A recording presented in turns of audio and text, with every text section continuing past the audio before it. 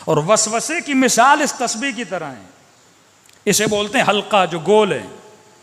वो क्या करते हैं, आपके जहन में वसवसा लाता है, एक वसवसा दूर किया, दूसरा दूर किया, तीसरा दूर किया, चौथा, और इस रस्सी को नीचे से बांध देते हैं। आप घूमते रहोगे, वसवसा कभी खत्म होगा ही नहीं। हल्का बना देता है। अब इस हल्के शैतान से इंसान को वो कैसे निकलेगा? एक बच्चा था, कहने लगा मौलाना मेरी माँ ने हमारा जीना हराम कर दिया। भाई क्या किया आपकी अम्मी ने? कहा स्कूल से आते हैं, कॉलेज से आते हैं, फौरन दरवाजे पे खड़ा कर देती है, तेरा पाँव नजस है, पता नहीं तेरा क्या नजस है, जल्दी जाओ। ये नहीं कि पाँव धो के आओ, नहा कर आओ। का दिन में 4-5 मरतबा नहाने के लिए भेजती है हमें, क्योंकि वसवसा है। वुजू करती है तो 10 मरतबा हाथ को धोती रहती है। दीन ने का 2 मरतबा तो 2 मरतबा। अब जितने वसवसे आते हैं फेंक दो उनको।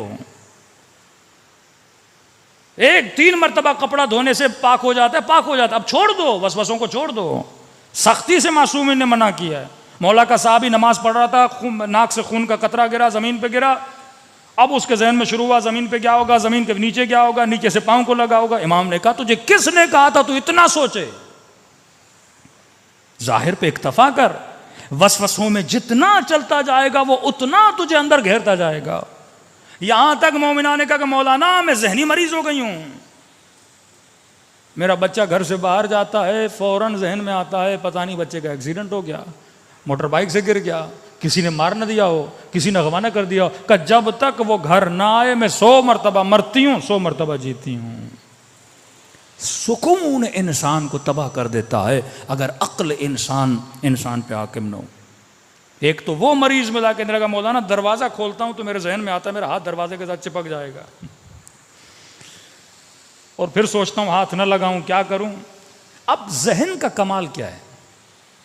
जहन जब कोई चीज सोचता है तो उसके एंड तक जाता है। मसलन आप ये सोचोगे मैं अगर एयरपोर्ट पे जा रहा हूं और जहाज पे न पहुंच पाऊं तो जहन नतीजा बताता है, नहीं पहुंचोगे जहाज उड़ जाएगा, जब उड़ जाएगा टिकट के पैसे ज़ाया हो जाएंगे, ये होगा वो होगा, इतनी ज़हमतें। अब ये सारा स्ट्रेस आता है। आप पहुंच भी जाते हो लेकिन वो आपको ऐसा दिखाता है आप पहुंचे भी नहीं हो, जहाज निकल गया है। अचानक आपके दिल में दर्द हुआ, जहन एक्टिव हो जाएगा, अच्छा ये दर्द हुआ है, हो सकता है अटैक आने वाला हो, अटैक आएगा, तुम मर जाएगा, बीवी का क्या होगा, बच्चों का क्या होगा। वो सारी प्लानिंग कब्र तक भी पहुंचा देता है आपको। इतने वसवसे आपके जहन में लाता है। तवक्कुल का मतलब है खुद को रहा करो, किसकी तरफ? अल्लाह की तरफ। खुद को आज़ाद करो, किसकी तरफ? अल्लाह की तरफ। अब हमारे उस्ताद अखलाक थे, यही मसाइल थे।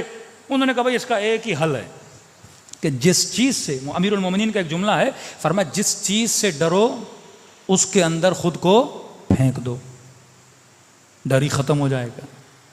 स्विमिंग पूल में मसलन बंदा जाने से डर रहा है, हाँ पता भी है पानी कमर तक है, कूदूंगा मरूंगा नहीं, लेकिन वसवसा वहम कहता नहीं जाओगे तो मर जाओगे। अब मौला फरमाते कहता है ना मर जाओगे तो जाके देखो आखिर मरते हो कि नहीं।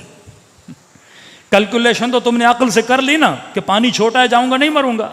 जब कैलकुलेशन कर लिए तो डर कैसा, उसके अंदर कूद जाओ। उस माँ को का तुम्हें बुरा ना लगे, लेकिन ये हल है अमीरुल मोमिनीन का। शैतान क्या कह रहा है? बच्चा मर जाएगा, बोलो अल्लाह की अमानत है, मर गया तो मर गया। जब तुम डर खत्म करोगी उस दिन के बाद कभी वहम और वसवसा नहीं आएगा।